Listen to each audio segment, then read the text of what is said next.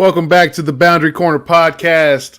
I'm here tonight by myself, riding solo. Curtis Wilson, unfortunately, is not able to be here tonight, battling through some illness. But he will be back with us tomorrow night when we do part 2 of this episode. This episode is presented by Dr. Lord Jeremy Counts at Main Street Pharmacy. If you love this podcast, you love the Hokies, the town of Blacksburg, make sure you're supporting Main Street Pharmacy when you make your way to town. Whether you need prescriptions, a tube of toothpaste, or just want to stop in and say hello, let Jeremy and his team take care of you.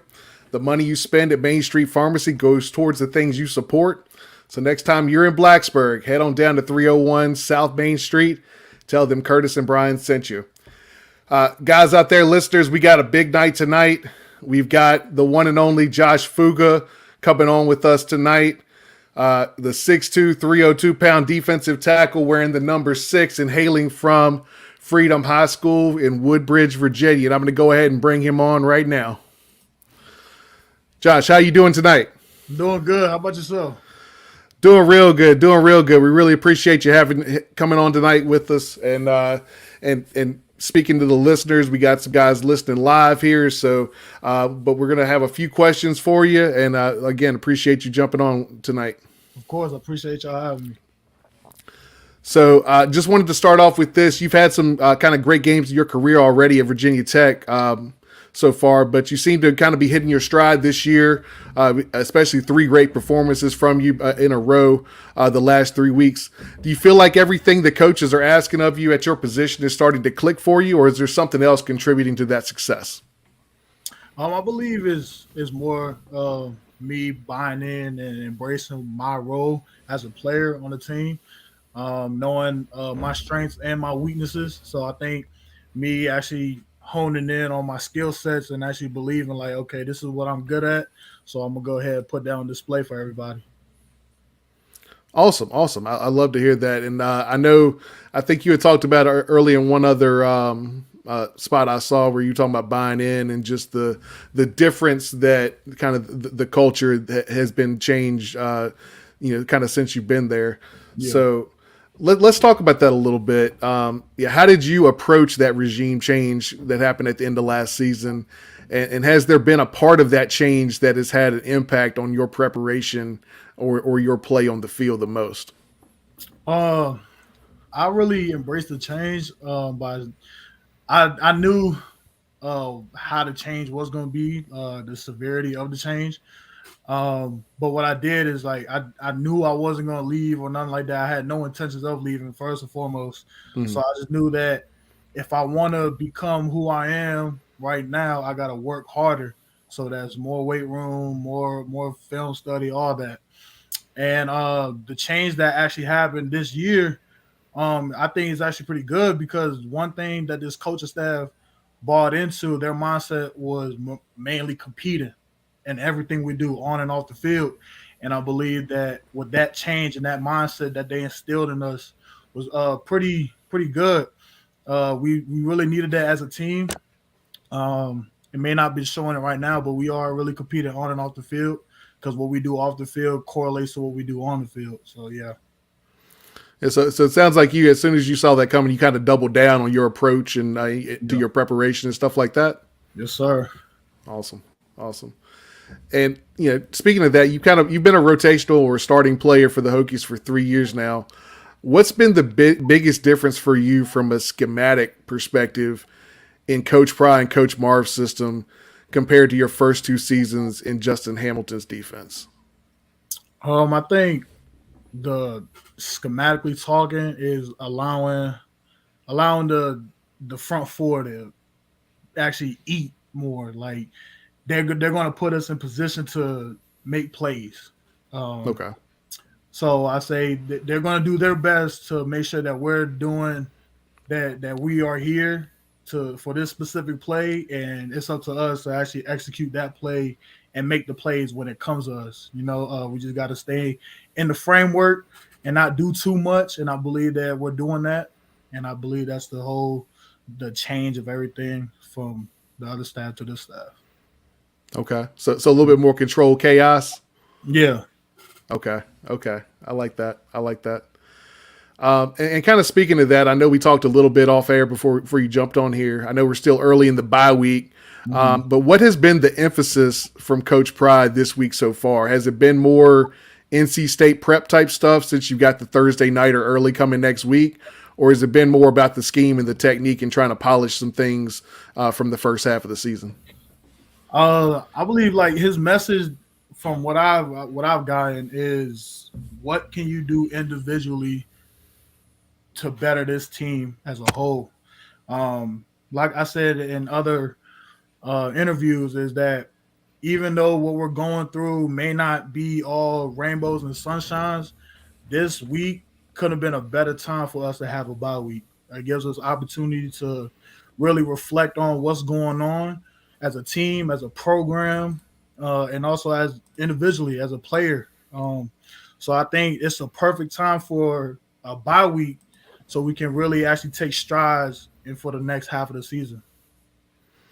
Yeah, it does seem like it's coming at a good time. I think you guys have had some good games, had some areas where you feel like you could have improved. Mhm. Trying to put the whole picture together. I know Price talked a lot about complementary football, kind of everybody Yeah.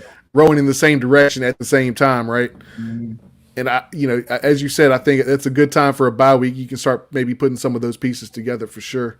Yeah. Let me ask this: so you came into Virginia Tech already, kind of a D1 level size, um, and at 6'1", 300. What components of the strength and conditioning program have helped the most in your progression on the field since you've been in Blacksburg? I'll say the conditioner. Yeah, So when I first came here, 2019, I'll never forget. I graduated high school June 9th of that year, and then June 10th was already like my report day. No, I actually graduated June 1st, and my report day was June 10th. so So I had quick like turnaround. yeah, quick turnaround. So coming in, I remember 5 o'clock in the morning, we had to put our cleats on and get on the baseline, and we had to run this thing called 300-yard shuttles. That's 50 back, 50 back, and 50 back. For that whole week straight, I didn't make not one of my times. So I'm over there staying after, gassed out and trying to make my times, and it's embarrassing. Like, to be honest, it's embarrassing. Like, you got the class that came in with you, like looking at you and like, yo, like he's not ready. And I kid you not, after that very first week that I did the whole shuttles, till that point, I ain't never missed a time. I'm either one of the top guys finishing and all that. So it's really me embracing that, okay, this is what it is to take to play at this level. I Yeah. gotta I gotta be able to be playing 50 plays or whatever it is. I gotta be strong. So it's just me buying in on the conditioning and all the strengths that they implemented. Yeah, and I can definitely commiserate with that a little bit. I played D3 back in the day, and I remember getting there, and the first thing they're doing is a conditioning test, Yeah, that's no and joke. and I was like, oh, okay, this is a different level of conditioning than what we were doing, back in high school. And the Mhm. first week was rough. I definitely missed about two or three of the times that first week, and once you kind of get your feet under you a little bit, you're like, all right, if you push through a little bit more, you start Mhm. just getting under the time, and then you can start building off that for sure. Yeah. Yeah. All right. So let me ask this because a little bit back on the strength and conditioning stuff. Since you've been in Blacksburg, anytime we see those off-season workout videos, I tell my buddy Curtis that does the show with me, and I've said it on here before. You've got the best squat face on the team by far. It's not even close, man. Um, but let me ask the question from this perspective: does making Big Squat Friday almost like this big weekly event help the team push through leg day each week? Because I know that's always like the toughest day to get through. Yeah, there's no doubt. It is the toughest day to get through. But I think it actually benefits us because we're all there once a week, and we're all there watching one guy at a time to push the weight, push his max. And that builds that team chemistry, that team camaraderie, that look, I got your back if you do this for one time. and it gives that person that confidence. Whoever's under that squat bar, be like, okay, everybody watching me, I'm not gonna mess up, but all I know is that they got me, and I'm gonna do my best to get this one rep. So it helps build that team camaraderie and that team chemistry for real. I will throw this on here. Dwight Vick, Virginia Tech legend. He said, "Tell my guy Fuga he's got a fan in Dwight Vick, and Freedom is serious this year." So, yes, sir. I know y'all been seeing Freedom, what they doing. Yeah, y'all keep them on the map. Y'all keep them on the map. But I appreciate you. Yeah, always good when Dwight Vick checks in with us. So I appreciate that. So let's ask this: you've been playing under J.C. Price now. For 2 seasons. We're seeing his impact a lot more on the line this year, not just from the direct stuff with the coaching, but a lot of the culture type stuff. Lunch pail is back, dog collar. What does it mean to you to play for a coach that kind of helped build the foundation and the culture for the program that you're now a part of? Yeah, Coach Price, man, he's a guy that embodies of what Virginia Tech is. So this is actually like his first time, like the 2 years he's been here is his first time actually getting control of all 4 guys in that position. So like last year we had Bill Tierlink, so I'll be under him, and then Coach Price would coach the DNs. But this is his first time like actually getting the whole D line as a whole. And I'm telling you, like what he teaches and how he coaches, it's a different style of coaching that I haven't seen. He's actually passionate. He's very passionate of what he does. The dog mentality that the front 4 gotta have every game, no matter what it is. Like you gotta play like this in order to be successful. And he does a very great job trying to instill that mindset that we got to have every game and everything that we do in life, just outside of football.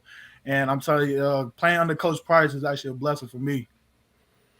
That's awesome. And we saw it. I mean, anytime he's in front of the camera, anytime he's on the mic, I mean, you feel it. And we saw when we, I mean, me and Curtis are fans from way back in the mid '90s when Coach Price was still at Virginia Tech as a player. So we kind of go back that far, and we kind of remember that mentality that he had as a player. And it's awesome to hear that he's bringing that to y'all's meeting room, to y'all's position room, and seeing every time he gets in front of the mic, especially after UVA last year, that was an emotional moment for him, man. So. Yeah. It's awesome that he brings that same energy to practice, to meetings and stuff like that. Yeah. Every day. Awesome. Well, we know how great of an environment Lane Stadium is to experience a college football game. But I'm curious, from your perspective, what are some other stadiums that you played at during your time with the Hokies that have also kind of stood out for you as having that type of electric atmosphere? I'll say for me personally was West Virginia last year. It was electrifying. You really couldn't hear nothing as soon as you got out. It was a pretty cool environment.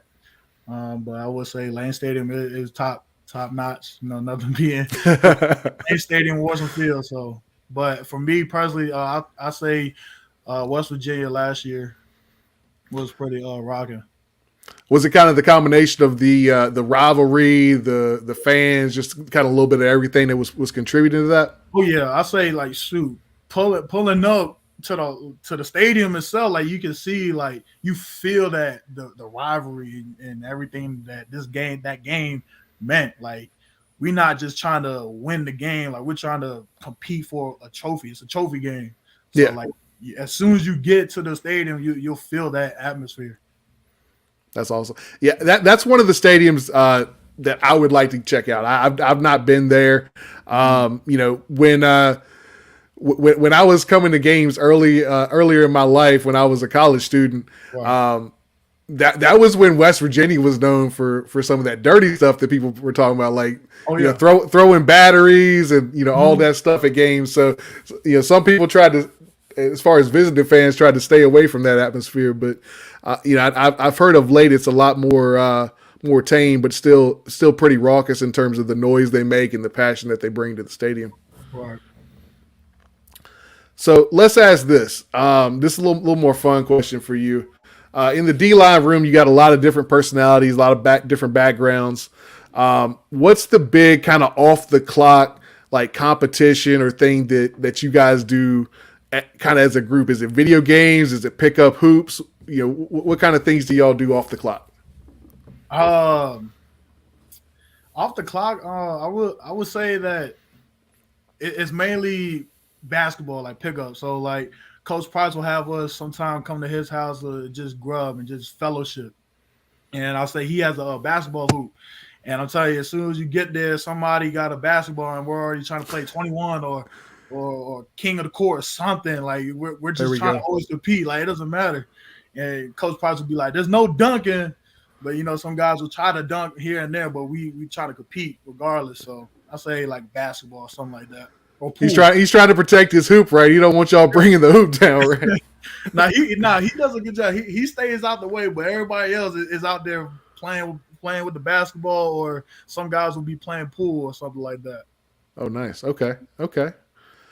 Good stuff, man. I figured it's hoops. Usually everybody that comes on here, it's always hoops first. So, 21 was our game back in the day. So I'm glad that's carrying it through for some of the D-line group now too. All right. So last question before I let you go tonight. We always ask this when we have players on, former players. What's the go-to food spot for you in Blacksburg?